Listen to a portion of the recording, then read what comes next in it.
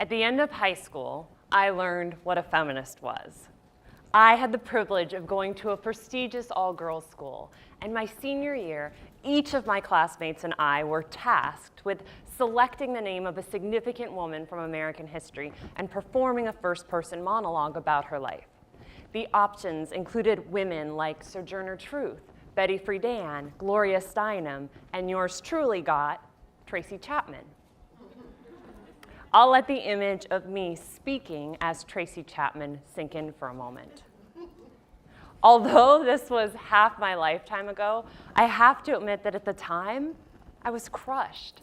I had no idea who Tracy Chapman was, and when I learned that she was a folk singer, songwriter, and social activist, I wasn't any more excited. And not just because I was terrified of the racial implications of telling the story of a woman of color. I wanted somebody who was more of a card-carrying feminist, who used words like patriarchy and oppression unapologetically. I wanted to step into the shoes and tell the story of someone who could help me make sense of the sexual abuse that I experienced as a child, who could help me see that my experience didn't exist in isolation. I didn't intend on majoring in women's studies in college, nor did I intend on pursuing graduate work in the area or teaching women's studies for a number of years as an adjunct professor. But my freshman year, I somewhat stumbled into a women's studies classroom, and I just kept coming back. It made so much sense. During my 20s, I was engaged in social justice work, from starting a nonprofit girls leadership development organization to leading professional development in the arts for urban educators. I sought to do work that let me live my values. And as I took increasing ownership of the many privileges afforded to me because of my race and class and sexual orientation and gender identity and education, I started to see injustice everywhere. And it made me really angry, and at the same time, I felt ill-equipped to affect real change in the world. During this time, I also harbored a nasty secret. I was engaged in some wicked hate speech with myself. My self-talk was so nasty that it would make insert the name of your favorite raunchy comedian, well, it would make him or her blush. So, in pursuit of more self-love, I started working with a coach. And a few months later, I trained and I became one myself. My professors, my colleagues, my friends, they did not understand how I would trade in theory and activism for what they saw as woo. I didn't really understand myself. I just knew that when my partner asked what I saw as a rhetorical question, will you marry me? I could answer his question, but I couldn't answer what, in my opinion, was a much more pressing question that I needed to answer. Who did I want to be by the time I said I do? I was sick and tired of feeling so insecure, so angry, like such a phony baloney in my own life. The most basic definition of feminism is that you believe there should be political, social, and economic equality, irrespective of sex and gender.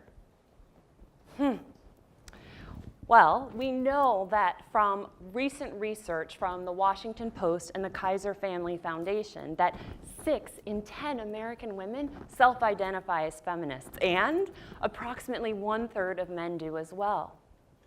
However, approximately 4 in 10 Americans see the feminist movement as angry. And what I know from my last decade as a women's leadership and public speaking coach is that yes, we can re-socialize people to see feminism as a positive movement to address gender inequality, a positive movement to liberate all of us from antiquated gender roles. Many of the women who self-identify as feminists are struggling profoundly in their personal and professional lives, like I was.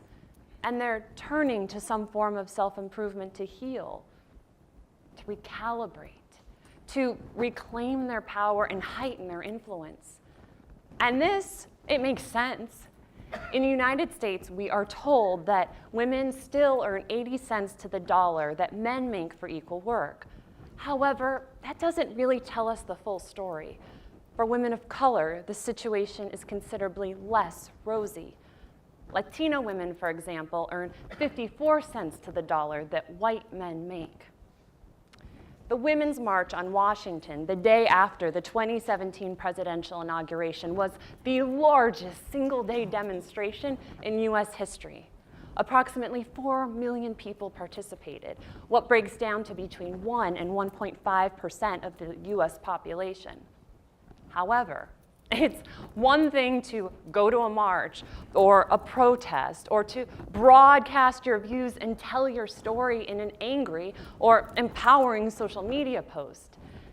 It's an altogether different thing to believe that you possess the power and the ability to call out sexual harassment or racism within your organization, or leave a relationship that's toxic if your partner is the primary breadwinner and you have young children at home. Despite these realities, feminism and feminists often don't have kind words for the self-improvement industry. A simple online search of the words feminism and self-help brings up many critiques of the latter.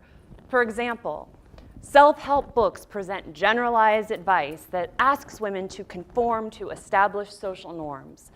To the more scathing, if feminism was about women's confidence, it would be no different than narcissism.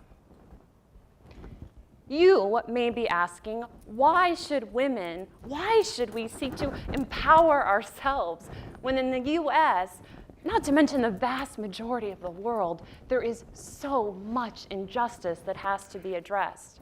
Isn't self-help depoliticizing feminism?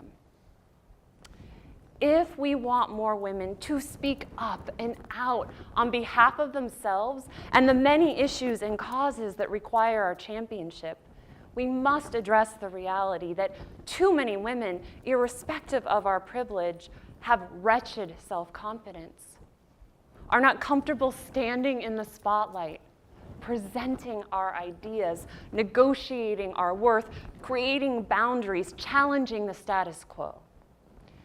And the feminism that I have studied and taught, it can explain why, as women, we're struggling in these areas due to sexism and a precarious process of socialization that begins the moment it's determined that we are female. Yet, it has failed to provide a pathway for individual women to reclaim our power. It is time for a new paradigm for feminism. The word paradigm comes from the Greek word paradigma, which means to show side by side. A new paradigm for feminism addresses feminist goals and individual women's empowerment. A new paradigm for feminism puts into practice the old feminist mantra that the personal is political. A new paradigm for feminism, it moves beyond how-to books and women's conferences and women's mentorship programs, which, while there's nothing wrong with those, rarely have lasting impact on women's self-confidence.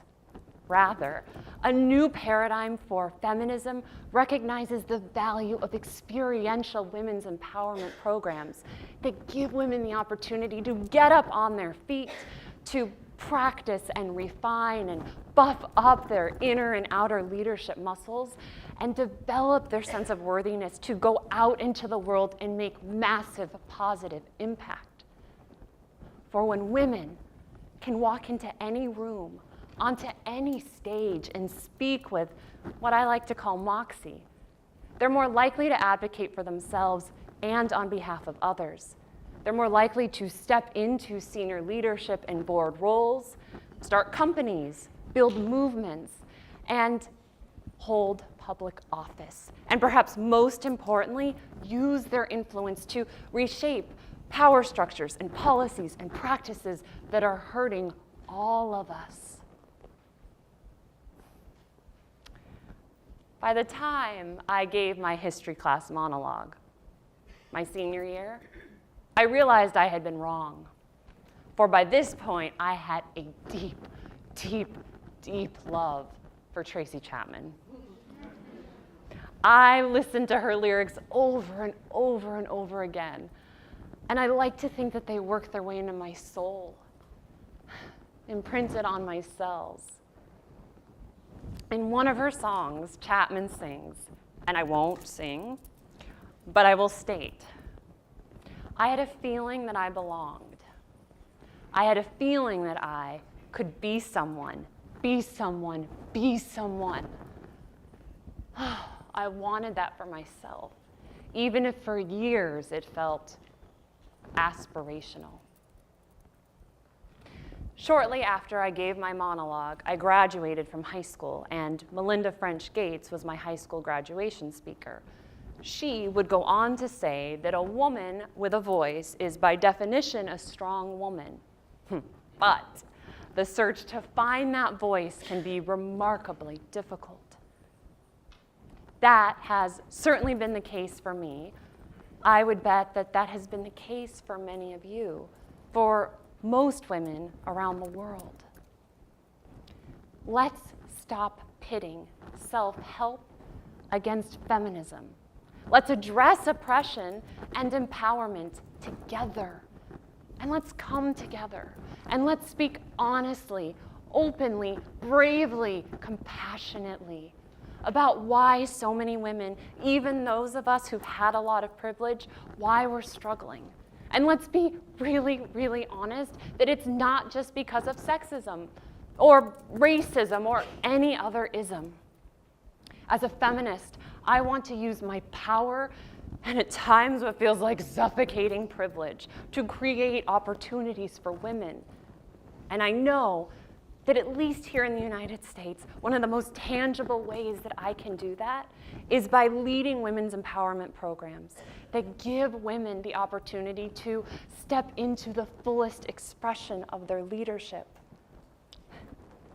to feel like they belong, and to know without a shadow of a doubt that we can be someone, the most authentic, vulnerable, tender, fierce version of ourselves, so that we can go out into the world and leave the legacy that we were put here to make. Will you all please join me in creating a new, more expansive paradigm for feminism? Thank you.